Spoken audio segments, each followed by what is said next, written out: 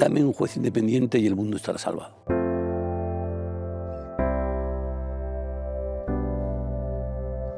Gabriel García Márquez decía que el periodismo es el oficio más bello del mundo. Y yo en su momento hice una pequeña corrección, una osadía por mi parte, y dije que no, que el oficio más bello del mundo era el de juez, el del prudente y sabio juez, equilibrado, equidistante de los riesgos que acechan la profesión, humano y bien formado. ¿Qué tienes en las manos? Lo que para mí siempre ha sido la Biblia de un ciudadano en un Estado de Derecho, el texto constitucional, tal y como nos lo mandaron en el año 78, a los que entonces ya votábamos. Hay un título que es el título sexto dedicado al Poder Judicial que hay que saberse de memoria. Por cierto, en la versión original, el único poder que aparece con minúsculas. Arranca con la proclamación del 117 del origen de la justicia, cuando dice que emana del pueblo y se administra en nombre del rey por jueces independientes, inamovibles, responsables y sometidos únicamente al imperio de la ley.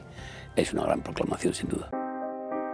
La independencia es estar ajeno a todo aquello que puede implicar una contaminación de una recta e imparcial justicia. Y me estoy refiriendo a los riesgos que el Poder Judicial día a día va asumiendo, procedentes de la política, procedentes de los sectores económicos y, desde luego, procedentes de la concepción que cada juez tenga de el poder tan enorme que se le concede por el texto constitucional, es decir, de juzgar al prójimo y administrar su honor, su patrimonio, su libertad. No hay libertad en un país democrático sin independencia de los jueces. Eso es un axioma, eso es un dogma, esto es algo indiscutible. El ciudadano de un pueblo libre y de un pueblo demócrata necesita que sus jueces sean independientes y se les trate como tal. Cuando se levanta como un ciudadano normal y corriente, con sus problemas domésticos, con sus problemas familiares, con sus problemas laborales, pero cuando se pone la toga tiene que abstraerse de todo, o de casi todo. Después de tantos años dedicado a esto en diversas partes del estrado, primero como magistrado de sala, juez de instrucción, juez de lo civil y ahora como abogado, me da cuenta que un juez es independiente si se lo propone. El juez solo puede ser esclavo de la ley y además solo siendo esclavo de la ley consigue ser un buen juez, un juez independiente. Distinto es que haya normas elaboradas por el Parlamento que no sean de la satisfacción del juez, y malos experimentos son aquellos que hacen unas interpretaciones alternativas de la ley. Es enormemente peligroso. Es un juego muy peligroso, muy arriesgado. La Corte Suprema, el Tribunal Supremo Americano, tiene 9 jueces y todos ellos han destacado por su independencia, con un matiz muy importante, y es su carácter vitalicio. El nombramiento de los jueces de la Corte Suprema del Tribunal Supremo Americano los designa el presidente de los Estados Unidos. Una vez que usted me nombra, sepa que yo, como dice la fórmula de juramento anglosajona, sin esperanza ni miedo. Ha dado grandes jueces que han elaborado una enorme jurisprudencia. Y, por cierto, a partir casi todas de los votos particulares de sus miembros. En una ocasión, en un juicio en Londres, tenía curiosidad de saber cómo era el mundo más interiorizado de los jueces ingleses. Hubo uno de ellos que me dijo: nuestra independencia está garantizada en muchos órdenes. Ha de aquel juez que haga porque la paga. Pero hablando de paga, me dijo, simbólicamente, el Chief Justice, o sea, el jefe supremo, cobra 1 libra más que la reina. Bueno, la autoridad del juez británico, del juez inglés, del juez anglosajón, es absoluta. Del sistema continental, leyendo las memorias de Napoleón, cuentan que cuando llega a ser emperador de Francia, uno de sus asesores le dijeron: Majestad, vamos a celebrar que ya eres el hombre más importante y de más poder de Francia. Y él contestó: no, hasta que sea juez de instrucción de París. Eso pone de relieve el respeto que entonces existía por el derecho y por la justicia, hasta el punto de que fue el artífice del Código Civil napoleónico, antecedente de nuestro Código Civil, ¿no? Me pregunto por salud, pronóstico reservado salvo complicaciones. De la baraja española, de los mejores naipes sean los jueces y fiscales españoles. Sin vocación no puede hacerse nada bueno. Cuando se ingresa en ambos cuerpos, en la carrera judicial y en la carrera fiscal, se ingresa sabiendo o debiendo saber qué es lo que te espera. Y lo que te espera es un camino muy difícil, un compromiso muy serio y muy grave, y luego una menguada nómina a final de mes. Hay un eslogan que yo utilicé en una ocasión, y es que el político a veces, algunos políticos, con perdón, piensan eso de, hombre, ya que no podemos comprar a los jueces, vamos a intentar designarlos nosotros. Y entramos en el ya cansino debate de la composición del Consejo General del Poder Judicial, la designación de los magistrados de los altos tribunales, que precisamente por el tinte de la política suelen ser nombramientos y designaciones bastante contaminadas. Lo que sí le puedo decir es que me di cuenta, al conocer el Consejo General del Poder Judicial por dentro, que aquel órgano no respondía al espíritu constitucional, en el sentido de que la composición estaba tergiversada y que, por otra parte, algunos vocales, como en todas las cosas, pues respondían más a las siglas del partido que les designó que a la propia esencia del Consejo. Debo decir al respecto lo siguiente: con 5 años de experiencia, 5 años largos, como le he dicho, de experiencia en el Consejo General del Poder Judicial, para mí el sistema de designación es el constitucionalmente correcto, pero el constitucionalmente también a veces incorrecto. Porque la designación original de los 12 miembros del Consejo por parte de jueces y magistrados de todas las categorías tiene también un vicio de origen. Me estoy refiriendo a las asociaciones judiciales. Las asociaciones judiciales no representan a todo el escalafón de la carrera judicial, y a veces las asociaciones judiciales, no hay más que ver las manifestaciones y posicionamientos de unos y de otros, llegado el caso, no es que respondan a la ideología de un partido político, pero responden al menos a su propia concepción del derecho y de la justicia, que les asemeja mucho al partido político. Comisarios políticos no, gente con una carga ideológica que en la justicia a veces es recomendable que falte. Cuando me preguntan por él, yo adopto una postura que no sé si le parecerá correcta o no. La misma que adopto cuando te preguntan por tu exmarido, por tu exmujer. Silencio, silencio, silencio hasta el infinito, y paciencia hasta que no quepa más. Y que quizá lo mejor sea la palabra que queda por decir. Una amistad importante, en un momento determinado hizo crisis, y todo lo que se me ocurre, sin ánimo de perjudicar, ni menos, claro, naturalmente de ofender, no nació para juez. Nació para otra cosa distinta de ser juez. Nació quizá para político que no ha podido culminar, que no pudo culminar sus ambiciones. No hablo de codicias. Llegué incluso a decirle, es que para ingresar a la carrera judicial se necesitan otros mimbres. Querido Emilio, también podemos recordar. Sí, eso me lo está recordando ahora, querido Emilio. El asunto Telecinco, la carnicería procesal que hizo en el asunto de Santiago Muñoz Machado, hoy director de la Academia Española, algunos que otros errores. Pero bueno, lo importante es poder dilucidar cuándo el error es inconsciente y cuándo el error es consciente. La presencia de Dolores Delgado al frente de la Fiscalía General del Estado no es algo que me agrade, lo digo sinceramente. Porque si entendemos por idóneo aquello que es apropiado o adecuado, en el sentido literal de la expresión, lo lamento por ella, y espero que estas palabras, si se escuchan, no sean malinterpretadas. No es la persona apropiada ni adecuada para ocupar ese cargo, y además entrará con la mácula de unos prejuicios, en el sentido de que se ha pronunciado sobre asuntos de enorme interés. Las apariencias, que son muy importantes, de falta de imparcialidad o de neutralidad en algunos asuntos, en buen número de asuntos, son patentes. El Ministerio Fiscal no puede ser recusado, así como un juez puede ser recusado y puede abstenerse, son los mecanismos de abstención y recusación. En el caso del Ministerio Fiscal solo cabe la abstención, no la recusación. El otro presupuesto, que dicen que es el primero, que es el del reconocido prestigio, mire, yo sobre el reconocido prestigio tengo mi opinión particular. Para ser un jurista de reconocido prestigio no es que te lo reconozcan los tuyos, es que tiene que ser algo objetivo, y eso se demuestra con muchas publicaciones, con muchas conferencias, con trabajos serios, sesudos, analizados, con buenas tesis doctorales, artículos de opinión bien redactados.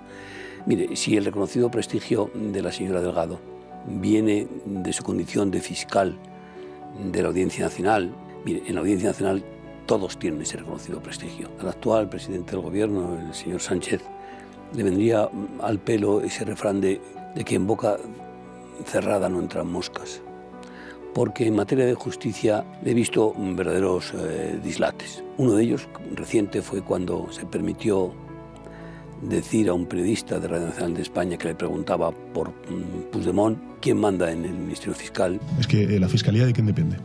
¿De quién depende? Sí, depende del Gobierno. Pues ya está. Y a partir de ahí se han sucedido otra serie de errores en la concepción que el señor presidente del gobierno actual tiene de la justicia. La justicia es algo realmente sensible, muy sensible. Y los magistrados y jueces que la administran en difíciles condiciones, a mí me parece que merecen un respeto imponente. Cosa que hasta ahora, en los últimos meses, no he visto por parte de representantes del gobierno de España.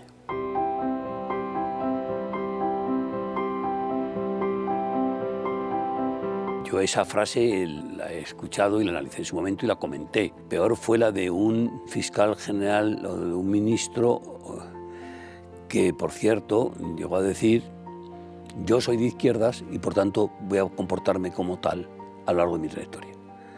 Se llamaba Mariano Fernández Bermejo. Con ser el señor Fernández Bermejo, haber sido un gran fiscal cuando, por ejemplo, estuvo destinado, creo recordar, de fiscal jefe de la audiencia de Segovia, a pasar por el tóxico de la política a ser un pésimo ministro de Justicia. Quienes hacen una censura en ocasiones muy seria y severa del funcionamiento de la justicia, pero en otras ocasiones tenemos una justicia que yo he llamado de papel, o si se quiere, en un término ya más contundente, una justicia de plaza pública o de patíbulo, y eso me preocupa. Yo recuerdo que de la justicia se ocupaban, estoy hablando de los años 50, 60, 70, solo se ocupaba el caso, cuando había algún parricidio, en cualquiera de sus variantes, ¿no? Y ahora, raro es el día que los periódicos, la televisión, no nos ofrecen como mínimo una media docena de acontecimientos judiciales. Todo pasa por el filtro, por la lupa de la justicia. A mí me parece que esto puede ser saludable, pero que también tiene un enorme inconveniente. Y es que empiezan a abundar personajes que con muy escasos conocimientos del derecho opinan de los asuntos judiciales y, sinceramente, hay algunos que se presentan como muy cualificados, conocedores de la justicia y del derecho y no rebasan el listón del Rábula o del Leguleyo. La carrera de Derecho no creo que da para mucho, y lo de abogado tampoco. Yo siempre recuerdo a Pío Baroja cuando escribía que si tu hijo no vale para nada, el abogado, ¿no? Ojo con esto, ¿no? Pero hay un riesgo, como me acaba de apuntar, y es el riesgo de que estemos ofreciendo a una ciudadanía de los medios de comunicación una imagen distorsionada de la justicia. Afortunadamente luego ocurren cosas como, por ejemplo, la retransmisión del juicio del proceso, ha sido una gran experiencia. Es que incluso salió una fotografía como el entonces, no sé si ya había dejado de ser presidente, no, ya no era presidente del gobierno, y el señor Polanco y el señor Cebrián salían celebrándolo con la V de la Victoria de un restaurante muy conocido de Madrid. Y lo estaban celebrando porque los comensales que estaban alrededor pudieron ver cómo lo celebraban. Pero sí, fue una jornada, el día de Santa Teresa, creo recordar, 15 de octubre de 1999, Santa Teresa, con lo que ha significado para mí por mis vinculaciones con Ávila, ¿no? Doloroso, pero sabía que había que defenderse de lo que yo llamé una injusticia, una terrible injusticia, una dolorosa injusticia. Fue, como dicen algunos publicistas franceses, fue uno de los crímenes de la justicia. Yo he analizado también el posicionamiento de los medios de comunicación social en aquel asunto, ¿no? Frente a medios que a mí me parecieron que eran bastante objetivos y sensatos y que se limitaban a dar una información puntual. Hubo un periódico que, claro, era parte interesada, que era el diario El País, que creo recordar me dedicó 57 editoriales, a cada cual más cariñoso. Haciendo balance de aquel procedimiento, lo único que se me ocurre, o de las pocas cosas que se me ocurren, es que el que resiste frente a la injusticia puede ganar siempre que tenga salud para poder resistir. Sí, aquello fue complicado porque yo recuerdo que precisamente de la mano del señor Bacigalupo, que fue el artífice de toda esta operación, llegaron a quitarme hasta la seguridad social, me parece. Había una obsesión que era la de quitarme aquellas condecoraciones que te conceden sin mérito alguno, pero te la conceden, ¿no? Por ejemplo, la Gran Cruz de San Raimundo de Peñafort. No me importa confesar que la conservo pese a que renuncié a ella, pero la señora ministra de entonces, doña Margarita Mariscal de Gante, tuvo a bien decidir que no era renunciable a aquella condecoración y la conservo.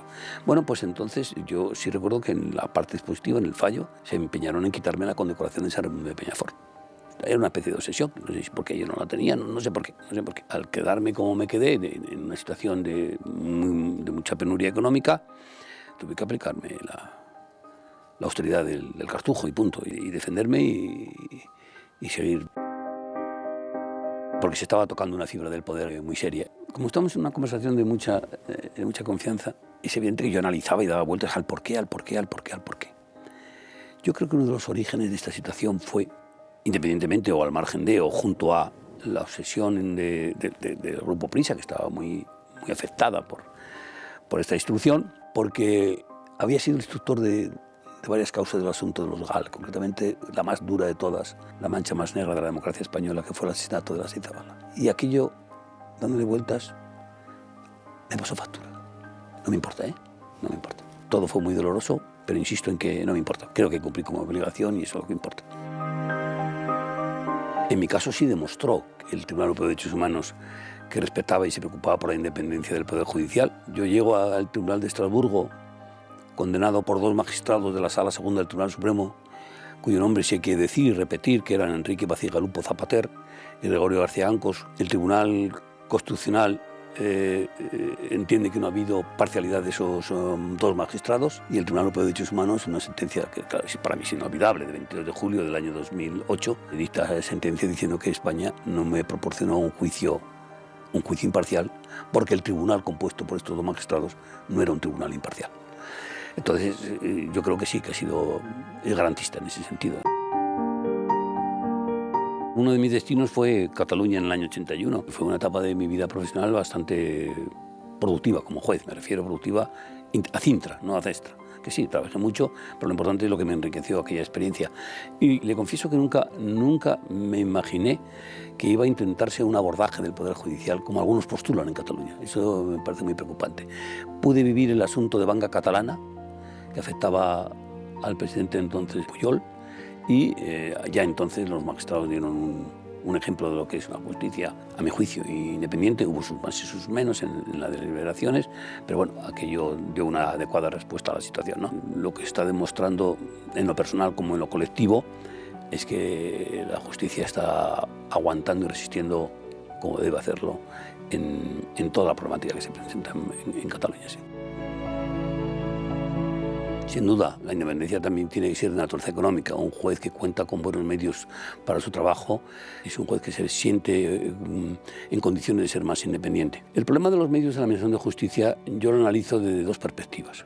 Una, históricamente, al Poder Judicial de países no democráticos o al menos no cuidadosos con el Estado de Derecho, como lo que no interesa es que el Poder Judicial funcione bien, libre y a salvo de muchas presiones, dotémosle de pocos medios y así no nos incomoda. Y la segunda es que con los medios que se tienen habría que preguntarse si no se puede hacer más de lo que se hace. Lo que me cuesta mucho admitir es que alguien haya dejado de condenar a un juez por un malentendido espíritu de cuerpo. Pero yo creo que es que en la carrera judicial no hay corporativismo, ni en la carrera fiscal tampoco, ni a las pruebas me remito. Cuando ante la palestra o ante el palenque de un tribunal se sitúa un juez con una acusación seria, salvo contadas excepciones, el juez ha merecido el correspondiente reproche. Algunos justos y otros injustos. Bueno, y es que yo no soy partidario de que la justicia lleve la venda. El símbolo de la justicia, la dama de la justicia, la diosa de la justicia, tiene que ir sin venda, en el sentido de que para saber muy bien lo que se está haciendo. Gracias, Javier. Faltaría más.